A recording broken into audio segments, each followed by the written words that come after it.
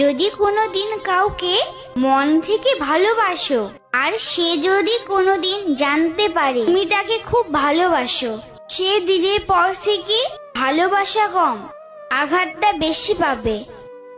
সত্যিকারের ভালোবাসা কোনোদিনও পূর্ণতা পায় না, শুধু পেয়েছো কষ্ট।